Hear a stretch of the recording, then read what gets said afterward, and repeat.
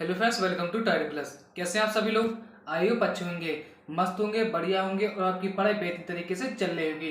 तो चलिए क्लास को शुरू करते हैं।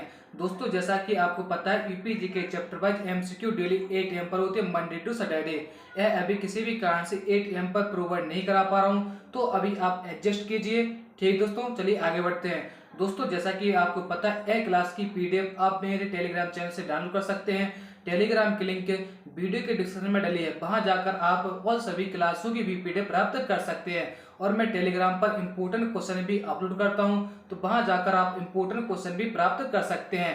वेरी इंपोर्टेंट क्वेश्चन है आपके लिए, तो उन्हें आप प्राप्त कीजिए और उन्हें नोट बनाकर लिख लीजिए। और यह क्लास सभी ऑल स्टेट एग्जाम के लिए है, चाहे आप लेखपाल, कांस्टेबल, यूपीएसआई, चाहे आप पीसीएस, किसी भी ऑल स्टेट एग्जाम की तैयारी कर रहे हो, तो इस क्लास को जरूर देखिए और अपने दोस्तों यारों तक इस वीडियो को शेयर कर दीजिए, जिससे कि और भी हमारे दोस्त जुड़ सके।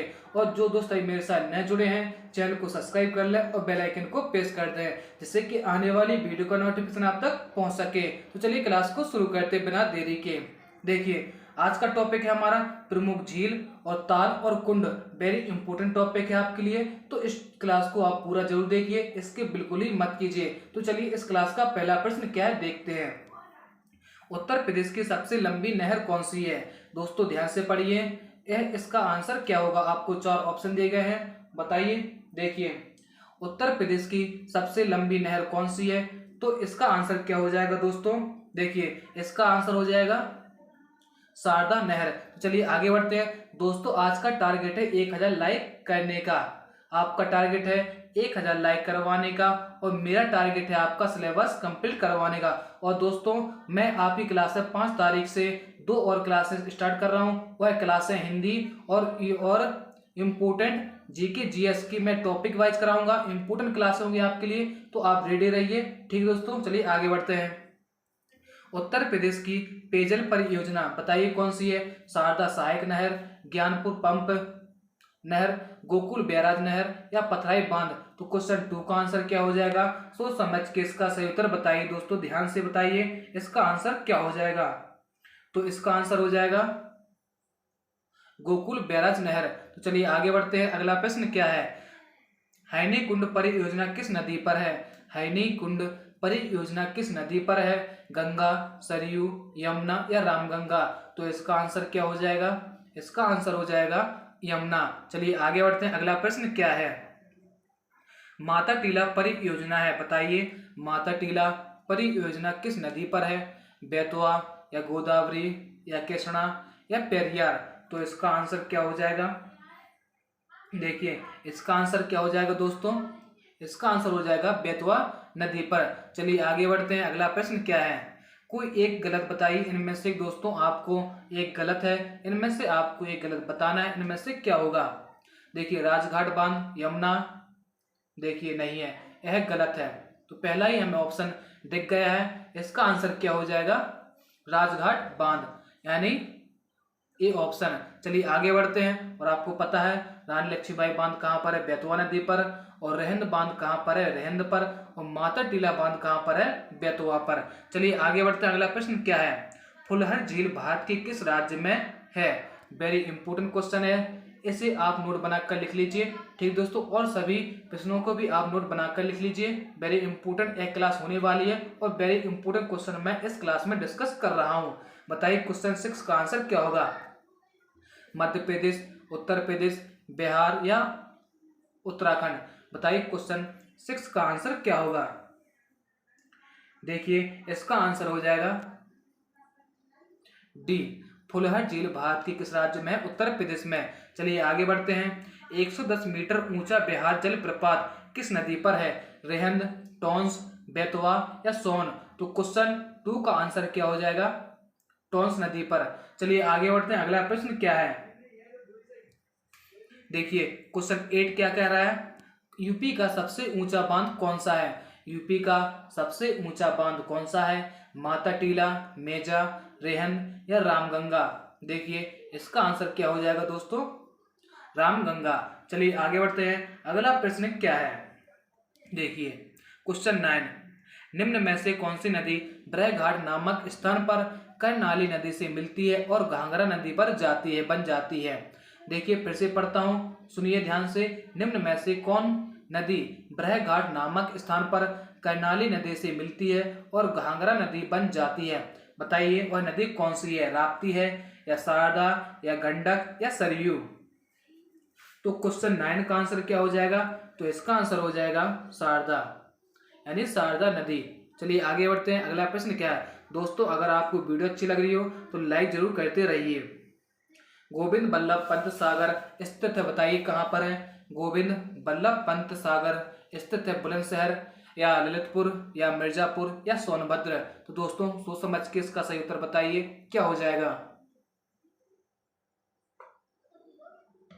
देखिए क्वेश्चन 10 का आंसर क्या हो जाएगा? तो इसका आंसर हो जाएगा सोनभद्र। गोविंद बल्लभ पंत सागर कहाँ पर है? सोनभद्र। चलिए आगे बढ़ते हैं। अगला प्रश्न क्या है? अर्जुन बांध नहर से लाभान्वित जिला कौन सा है? बताइए वह जिला कौन सा है जो अर्जुन बांध नहर से लाभान्वित है? बताइए क्वेश्चन 11 का आंसर क्या हो जाएगा? क्वेश्चन 11 का आंसर हो जाएगा हमीरपुर। चलिए आगे बढ़ते हैं। अगला प्रश्न क्या है? निम्नलिखित में से नवाबगंज झील कहाँ पर है? निम्नलिखित में से नवाबगंज झील कहाँ पर है? उन्नाव, बहराइच या बरेली या रायपुर? क्वेश्चन 12 का आंसर क्या हो जाएगा? तो इसका आंसर हो जाएगा उन्नाव में नवाबगंज झील है। चलिए आगे बढ़ते हैं। अगला प्रश्न क्या है? पयाल झील कहाँ है? पयाल झील कहाँ है? मिर्जापुर या बहराइच या लखनऊ या इनमें से कोई नहीं? तो क्वेश्चन 13 का आंसर बताइए, सही उत्तर बताइए क्या होगा इसका? तो इसका आंसर हो जाएगा बहराइच। चलिए आगे बढ़ते हैं। अगला प्रश्न क्या है? निम्नलिखित में से बैती, अजगरा व नायना झील कहाँ है? निम्नलिखित में से बैती, अजगायरा व नायना झील कहाँ पर है? बताइए वाराणसी, हरदोई या प्रतापगढ़ या सोनभद्र? क्वेश्चन 14 का आंसर क्या हो जाएगा? तो इसका आंसर हो जाएगा क्या? सी, यानी हमारा आंसर क्या हो जाएगा? प्रतापगढ़। समझ में आया? चलिए आगे बढ़े। जो बैती, अजगरा व नायना झील कहाँ पर है? प्रतापगढ़ में। चलिए आगे बढ़ते हैं। अगला प्रश्न क्या है? मोती बाग व झील स्थित है? बताइए मोती बाग व झील स्थित है। क्वेश्चन 15 का आंसर क्या हो जाएगा? तो इसका आंसर बताइए दोस्तों। रामपुर होगा या फतेहपुर होगा या आगरा होगा या मथुरा होगा? तो क्वेश्चन 15 का आंसर हो जाएगा, क्या हो जाएगा? रामपुर। चलिए आगे बढ़ते हैं। अगला प्रश्न क्या है? निम्नलिखित में से शेखा झील कहाँ है? निम्नलिखित में से शेखा झील कहाँ है? अलीगढ़ या झांसी या कानपुर या कन्नौज?